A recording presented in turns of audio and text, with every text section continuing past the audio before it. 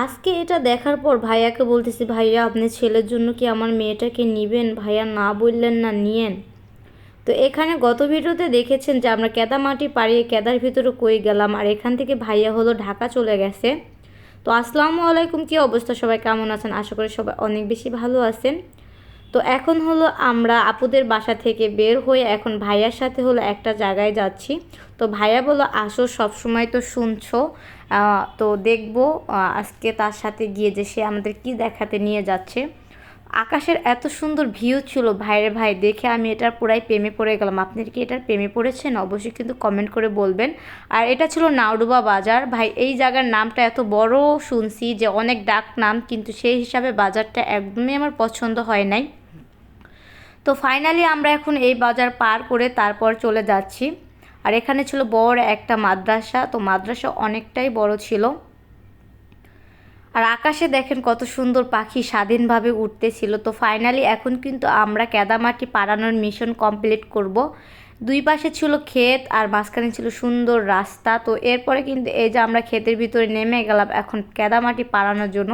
হাতে সবাই জুতা নিয়ে নিয়েছি।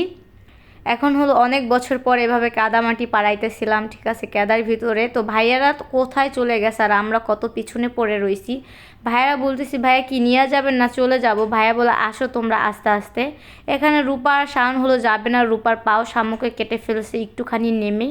ও যখনই কোনো একটা কাজ করতে যাবে তখনই এমন একটা কাজ ঘটায় জানি ও সেটা না করতে হয়। এরপরে এই যে হলো আমরা যাইতেছিলাম, আর এই দেখেন কত বড় বড় একটা পায়ের ছাপ ছিল। লোকরা চিল্লাতে ছিল এই খ্যাত পাড়াবেন না, খ্যাত পাড়াবেন না, খ্যাতের ফসল নষ্ট হয়ে যাচ্ছে। আর এগুলা কি বলেন তো? এইগুলা অবশ্যই কিন্তু কমেন্ট করে বলে যাবেন।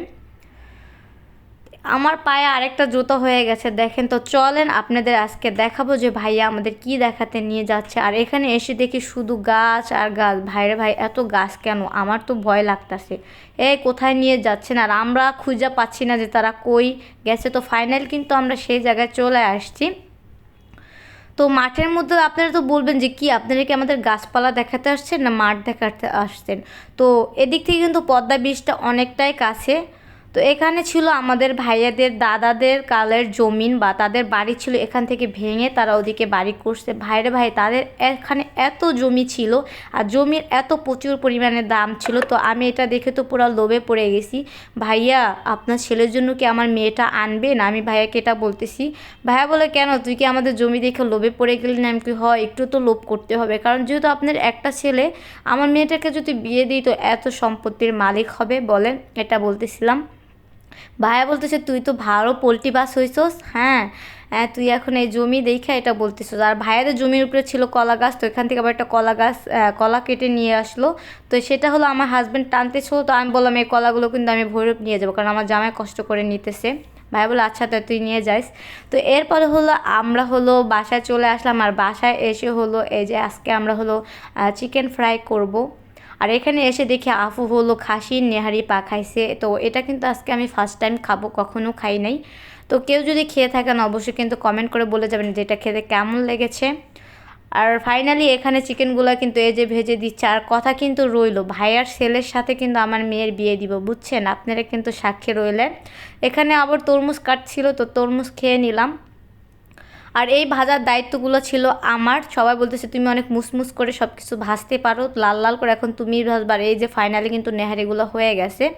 এখানে নানু আমাকে সাহায্য করতেছিল, কারণ নেহারির সাথে রুটি না হলে তো একদমই চলবে না। তো এখানে নানু রুটি বানিয়ে দিচ্ছিল আর আমি হলো রুটি ভাজতেছিলাম। আর ফাইনালি কিন্তু এই যে আমাদের চিকেনগুলো এখন ভাজা হয়ে গেল। এখন হলো আমরা খাওয়া দাওয়া করব।